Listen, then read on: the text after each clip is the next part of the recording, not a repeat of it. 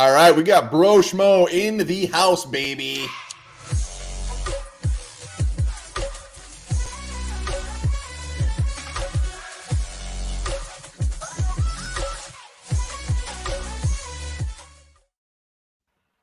All right, welcome back to the Onebar and Lupagus show. I'm Onebar with Lupagus and special guest Broshmo. We're going to be talking some serious NFL draft. Broshmo, welcome to the show, man. Hey, thanks for having me. Thanks for being here. Hell yeah. If you've ever looked up anything NFL draft on YouTube, chances are this is going to be a very familiar face. He covers everything, mock drafts, rankings, prospects, and he does a damn good job. Hit up the links down in the description. Give him a sub. Almost 40,000 subs, right? Almost. Someday. Damn, man, that is impressive. We're trying to get to 10. We're so close to 10. 40K. Well done. Give him a sub. Links are down in the description.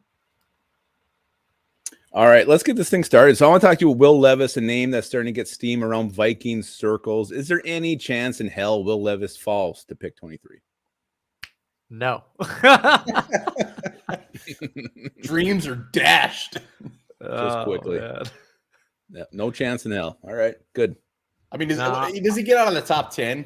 I will be shocked. I feel like even if he gets by the Raiders, which I imagine the Raiders aren't even going to go quarterback, that some team will want to jump there at 9 or 10. And you know Howie Roseman, man, he'd be down to trade down. Mm-hmm. So even then, 11 might be the basement. So. Yep. All right, well, let's go to something more realistic. Defensive line. Vikings obviously need help along the defensive line. A couple guys in this draft. Kancey is definitely a hot name against with the Vikings as well. Do you think there's a chance that his name gets hotter and hotter and hotter, and he's not even there? Man, the hype on Kancey right now is insane. I could honestly see him going. I don't want to say top 10, but inside the top 15 at least seems very likely. Just the Aaron Donald freaking comps are ridiculous over a freaking 40-yard dash. Like, I'm a fan of Kancey. I like the production with him. I just don't really agree with where a lot of people are putting him in regards to this draft, because he's 6'1". He's got 30.5-inch arms. Those are like in the 1 percentiles for the position on the interior. Like, fat chance this guy might be like more than at least early on, a DPR option, like a designated pass rusher. I mean, he's got a lot of production. He was mainly running out of the B gap there at Pitt, but it's going to be a hell of a lot harder in the NFL. I don't know how you're going to keep him on the field on rundowns. If guys get under his pads, he's basically dead in the water. Doesn't have really the length to do anything about it. But one thing at Pitt he was really good about was kind of like freeing himself up, right? Using his hands to keep his strike zone clean. But I don't see that happening, at least early on in the NFL. So like I think he's going to go a lot higher than I would take him. Mm-hmm. And it really does. Like, I'm hearing him a lot around like pick 18 for the Lions. Yeah, I think Cynthia Froyland had him going 6 to the Lions in her latest mock draft. Did you see that? Yeah, I mean, that's crazy. I heard about it. I haven't seen it myself yet. Well, I want to ask you another name that's been linked to the Vikings. I think in one of your older mocks, you had Deonte Banks going to the Vikings. He seems to be very polarized, and we've had some other draft gurus on who, weren't exactly Deonte Banks fans. Where do you stand on him? What's your opinion of him? He's a great athlete, and he performs very well if he's tuned in. Like, one of the biggest things I didn't like about him was like going back, like he takes plays off if it feels like he's out of the play. And there's just times where it's just not clicking, but he's a phenomenal athlete, like very good press man, which now I actually have a question about y'all and Brian Flores, because I'm very curious. Are y'all going to be going to a more man heavy scheme with Flores? Because it just doesn't feel like y'all have the horses for that. And then bringing in Byron Murphy, who kind of profiles better as a zone corner. I'm like kind of lost. Like when I do mock drafts, like what am I doing for the Vikings? What is this? Like, what's this scheme? What's this coverage going to look like? So there's my question, actually. No, I think that's what we're all expecting. Absolutely. A lot of man, 100%. And that's why every time we see a mock draft and they put Banks there, they're not like, oh, this is great value. This is perfect. It's just like he just fits Flores' defense perfectly. And it sounds like, oh, shit. We're just getting like we're settling just because he fits the scheme, which And we bring on everybody, and they do not make us feel better about him at 23. I do want to say he's got a lot of good high-end tape. Like when he's tuned in, like his Ohio State game was pretty solid. Bits and pieces, you know, when you're facing Marvin Harrison Jr., you're going to lose sometimes, but like he's got a lot of good high-end reps. So like if he can meet that like potential that he does have, because he tested out phenomenally at the combine, then you could be getting a hell of a player. Like that's why people are talking about him as kind of like this fourth corner with Porter, Witherspoon, and Gonzalez. Mm-hmm. Well, let's talk about another recent mock draft that I know you broke down. Tannenbaum putting Hendon Hooker at pick 5, which is insane. But where do you actually stand with Hooker? I mean, he seems to be all over the place. People saying like, you know, mid round 2, great. Some got him in round 3, a lot of round 1s. Where do you stand on him, and how nutty would it be for the Vikings to take him at 23? It would be nutty. I mean, you get the 5th-year option, but like, like currently, I think I have him around like 70s on my board, but with like quarterback inflation, I mean, that's basically a top 50 pick.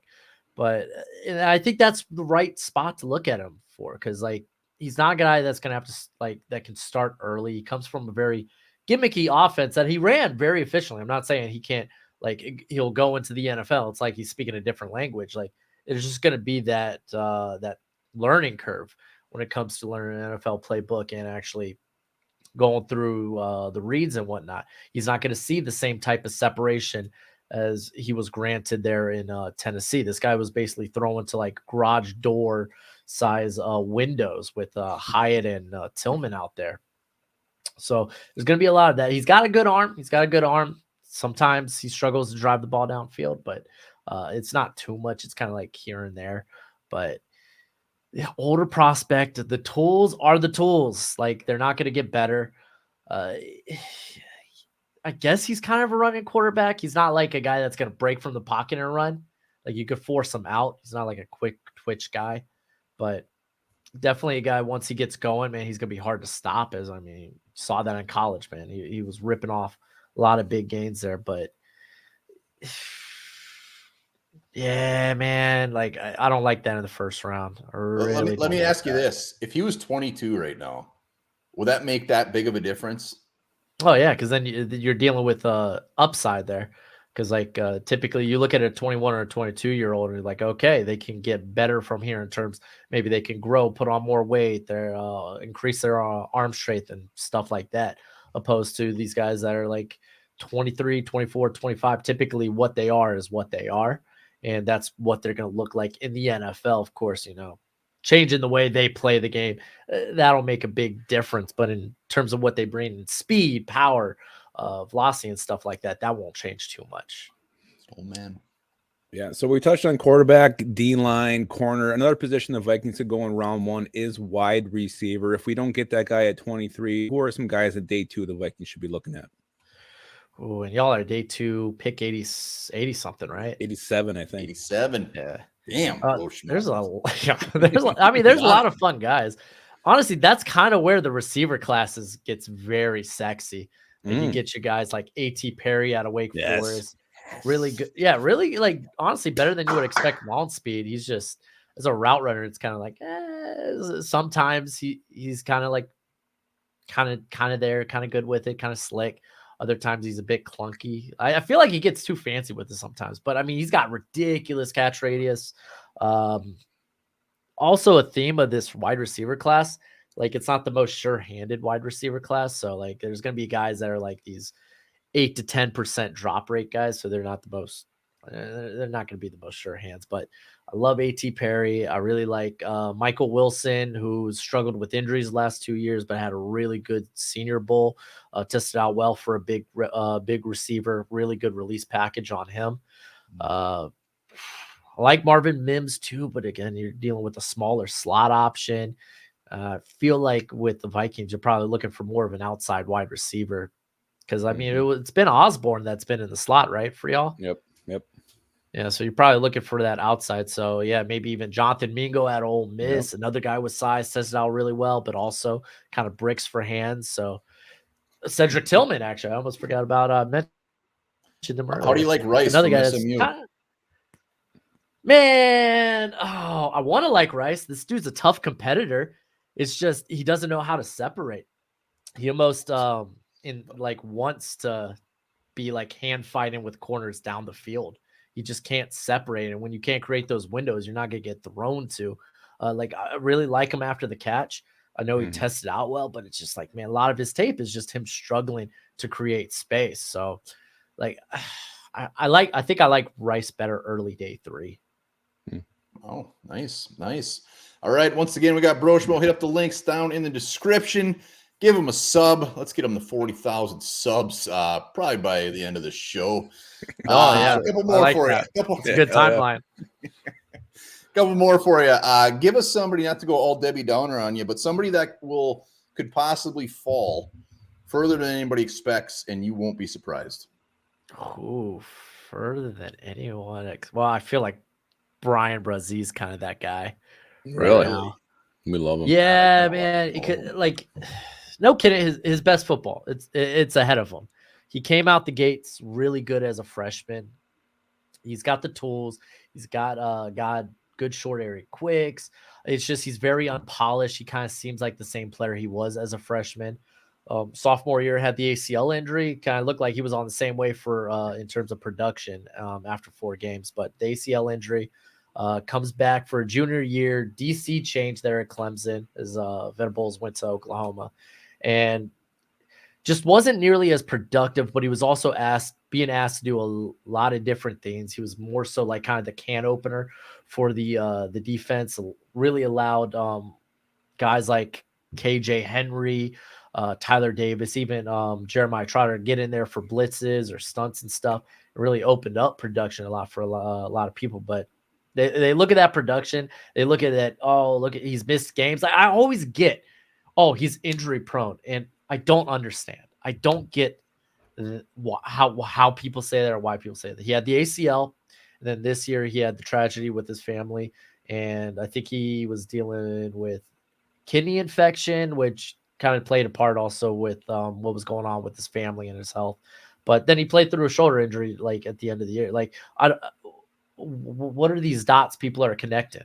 Is the ACL connected to the kidney? I don't know. But I keep seeing him just fall into freaking in mock drafts, and it looks like people are more willing to put him in the second round, which kind of surprises me. But yeah, all right. So quarterbacks, how many do you think end up going in round 1? 4. Definitely. I don't assume I have to say who, but Richardson, Stroud, Young, and that other guy. Levis. The one any chance Richardson goes 1? I'm not gonna lie, man. I think there's like a 20% chance. The upside's that ridiculous with him. It really is.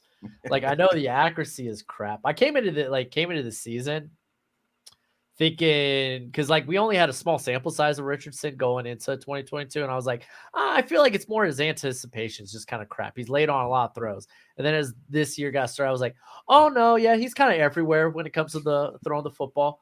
But it's golly, dude, from his build, his arm velocity, his speed, everything about him is just freaking money. If you could just, this year at Florida, he wanted to be a passer. He was only running when he had to. It's not, or if it was designed. So it's a little different from a guy like Malik Willis, who still didn't hold a candle to AR's tools.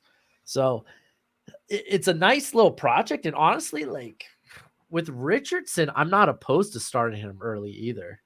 Just kind of if you're not afraid of hurting his confidence, he seems like a confident guy. A guy came out and said, oh, I'm Cam Jackson. It's okay, that's a beautiful love child there. But yeah, he definitely has the highest tools of any of the quarterbacks in this class. I love it. I hope he goes number 1. What a great spot to go. All right, day 2 guys. Give me your favorite day 2 guy that maybe 2 years from now everyone's saying, how the hell didn't he go top 15? I do want to mention Adi Tamiwa Adibari, because he's kind of fringe first round. I don't feel like he's a traditional like a day 2. So I don't want to go with him. He's actually how everyone feels about Kalijah Kancey. That's how I feel about Adibari. I'm a huge fan, but like looking at some of these other guys that might go on day 2, I guess Tank Dell we could talk about. Like this dude's such a great, he's such a great route runner. He's quick feet, super tough to keep up with. The size is obviously an issue with him. A guy named Tank, he's built like a Hot Wheels tank. So they're like freaking 5'8", 165. But he's got decent, like he's got a good wingspan, 30-inch wingspan. That's actually not a small receiver wingspan. So I think he's more than a gadget player. I kind of wish he kind of ran into like the lower 4.4s, but 4.48, that's still a really good time for a receiver. I think he's definitely someone where like people are gonna like a few years down the line be like, oh man, yeah, like of course this guy would have gone. He's gonna be this one like elite slot receiver. He brings return capabilities. But yeah, man, I don't know, man. Those smaller receivers, they haven't really worked out too well recently, but I have a good feeling about Tank Dell. Tank. Nice. Let's go a little bit further. How about day 3? You got any favorites for day 3? Oh my gosh, day 3. Any favorites? Let's see, oh man. I mean, there's a lot of guys I like. I like Ivan Pace a lot, but I mean, now it just seems like I love small players. And I say small because height, length. He's a meteor guy, but like the dude at the linebacker position, he had the highest GPS of anyone at the Senior Bowl for the linebackers. This guy flies. He's a pass rush expert, though just doesn't have the length nor the size to really be a full-time edge. I think he's a very quality sub-package guy. If you want to come in, have him play in on a blitz. You can have him play zone as well. I don't know if he'll ever be like a full-time linebacker just because of some of the limitations with the length there. But golly, I've seen some people like compare how he rushes the passer to like James Harrison. And I'm just like, I mean, his production this year was like that. Like the dude was darn near unstoppable. I was a big fan of Ivan Pace. Yeah, we love us some Ivan Pace. We'd love to see him in purple. We got one more for you, but before that, what's your plans for draft weekend? Do you just rip out videos left and right, or do you sit back and just soak it all in? Oh, I do a live stream during the draft, so you get like my raw reaction. And then typically by day 3, I'm like, ooh, I'm dead. I'm ordering Chinese food. I'm struggling. Live the whole thing? Yeah. I do a watch along of the whole thing. And then I typically do content right after it. I'll do like grades for this day, best available. So it's like, it's a total, like I'm not sleeping. It's great. Yeah, live. There you go. Hit up his live throughout the whole damn weekend. But before we let you go, final, give us a guy that could actually go shockingly earlier than expected than you're seeing in mock drafts. Whether that's, I mean, it doesn't have to be round 1, but just a guy that you think will come off the board much sooner. I feel like the hype train hasn't yet caught up to like Zach Kuntz, the Old Dominion tight end. I feel like people are like they look at him as like, oh yeah, that guy's after his testing, he's definitely an early day 3. I think he's going like day 2. Like those are just some freaky numbers at the tight end position. I mean, on top of his length, I think he's got like 34-inch arms. The vert was insane. I think it was 41. Ran a 4.55. I mean, those sub 4.6 tight ends matter today in today's NFL. I mean, if you're trying to really look for those Kelsey types, I mean, that's going to kind of matter. It's going to matter in the NFL. And on, like, if you go back to his tape, he's not like a bad blocker either. Like he's a guy that knows how to run routes well. Like obviously he can be better. Like there are times where when he goes to make his break, he kind of gears down, kind of gives away of where he's going. But I mean, you get this guy on a crosser across the field. Jeez Louise, man. Good luck. He's actually got legit ball skills. When it comes to he's like 6'7", so when it comes to those taller guys, they kind of struggle to get down and get leverage as blockers. But I'm not too worried about that. If you like play with a lot of motion, a lot of misdirection, which is like all of today's NFL, then just get him in motion and then worry about it later, man. He's gonna be fine. I definitely think it wouldn't surprise me if he snuck into the back end of the second round. But I think for sure this guy's 3rd round. He's not early day 3. We're not going to see him on day 3. Nice. I think we just found Broshmo's man crush for the, I think we did. draft. It's been He's revealed. big, tall, and handsome. I can't help it. Hell yes. Hell yes. There you have it, Broshmo. Links down in the description. Check him out. Hit up the live show come draft weekend for sure. Broshmo, we appreciate it, man. Yeah, thanks, man. Easy breezy. Boom.